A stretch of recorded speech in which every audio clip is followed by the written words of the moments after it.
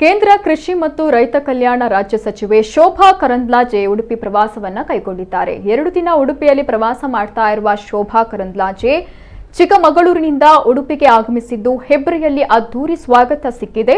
ಈ ಸಂದರ್ಭ ಮಾತನಾಡಿದ ಅವರು, ಸಂಸತ್ತಿನಲ್ಲಿ ವಿಪಕ್ಷಗಳು ಅಸಭ್ಯವಾಗಿ ವರ್ತಿಸಿವೆ. ನೂತನ ಸಚಿವರನ್ನ ಸದನಕ್ಕೆ ಪರಿಚಯಿಸಲು ಬಿಟ್ಟಿಲ್ಲ. ರಾಷ್ಟ್ರದ ಜನತೆಗೆ ಪರಿಚಯಿಸಲು ಜನಾಶೀರ್ವಾದ ಯಾತ್ರೆ ಬರ್ತಾ ಇದ್ದೇವೆ. ದೇಶದಾದ್ಯಂತ 43 ಸಚಿವರು ಯಾತ್ರೆ ಮಾಡ್ತಿದ್ದೇವೆ. ಪ್ರಧಾನಿ ಮೋದಿ ಭಾರತ ದೇಶದ ಸೌಭಾಗ್ಯ. ಅವರನ್ನ ಕಂಡ್ರೆ ಕೃಷಿ, ದುಃಖ, ಹೆಮ್ಮೆ ಎಲ್ಲವೂ ಆಗುತ್ತೆ. ಇನ್ನು ದಿನದ 19 ಗಂಟೆ ಪ್ರಧಾನಿ ಕೆಲಸ ಮಾಡ್ತಾರೆ. ದೇಶದಲ್ಲಿ ಅತಿ ಹೆಚ್ಚು ಸಂಸ್ಥೆಗಳನ್ನ ಕೃಷಿ ಖಾತೆ ಹೊಂದಿದೆ. ದೇಶದಾದ್ಯಂತ ಕೃಷಿಕರ ಕಲ್ಯಾಣಕ್ಕೆ ಶಿಷ್ಯ ಕಾರ್ಯಕ್ರಮ ಹಾಕಿಕೊಳ್ಳಲಾಗಿದೆ.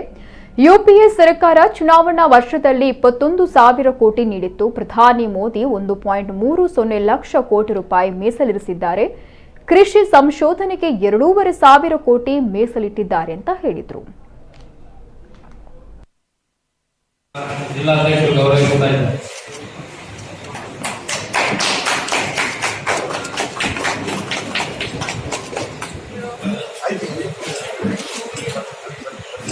ನಾವ್ಯಾರು 43 ಜನ ಹೊಸ ಸಚಿವರಾಗಿದ್ದೀವಿ.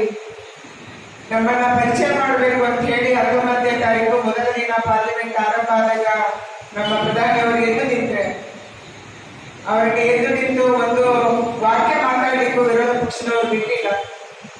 ಗಲಾಟೆ ಮಾಡಿದ್ರು, ಗೊಂದಲ ಮಾಡಿದ್ರು, ಅಸಭ್ಯವಾಗಿ ನಡ್ಕೊಂಡ್ರು. ಪ್ರಧಾನಿಯವರು 1 ನಿಮಿಷದಲ್ಲಿ ತನ್ನ ಕೈಯಲ್ಲಿರುವಂತಹ ಪೇಪರ್ ಅನ್ನ ಟೇಬಲ್ ಮೇಲೆ ಮಂಡನೆ ಮಾಡಿ ಅವರು ವಾಪಸ್ ಹೋದ್ರು. ರಾಜ್ಯಸಭೆಯಲ್ಲಿ ಕೂಡ ಇದೇ ರೀತಿ ನಡೆಯಿತು.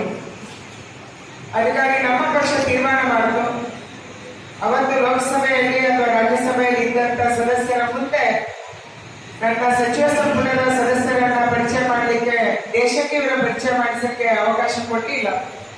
ಅದಕ್ಕಾಗಿ ದೇಶದ 135 ಕೋಟಿ ಜನರ ಮುಂದೆ ನಾನು ಇವರನ್ನು ಕರ್ಕೊಂಡು ಹೋಗ್ತೀನಿ ಮತ್ತು ದೇಶಕ್ಕೆ ಪರಿಚಯ ಮಾಡಿಸ್ತೀನಿ ಅನ್ನುವಂಥ ಸಂಕಲ್ಪವನ್ನ ಅವತ್ತು ನಮ್ಮ ಪ್ರಧಾನಿ ಮತ್ತು ನಮ್ಮ ಪಕ್ಷ ಮಾಡಿದ್ರು.